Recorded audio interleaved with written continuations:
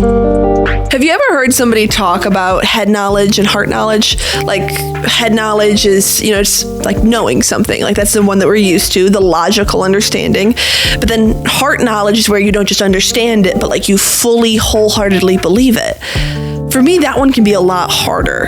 And maybe you felt this way before, where you read a Bible verse and it's like, yes, I know that God promised this, but, right? Yeah, but because even though it's true, it is still hard to believe. Like for example, Philippians 4:19 is a really good example of this. It's a great verse. It says, "And my God will meet all your needs according to the riches of his glory in Christ Jesus." Now, look, let's just take our faithful Christian caps off for just a second, like step outside of this. We've got to admit that that's a crazy claim for God to make, to meet every single one of our needs.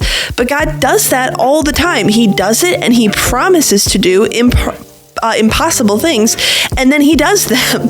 It's one of the reasons why we worship him. And since we believe the Bible is true, then we have this head knowledge, this understanding that verse is true, that God will meet all our needs. What you might be right now is in a spot where you need more than just head knowledge. Maybe the things that you lack are just hitting you across the face. That's where God invites us into that heart knowledge. He knows it's hard to believe he'll do the impossible when all you can see are obstacles.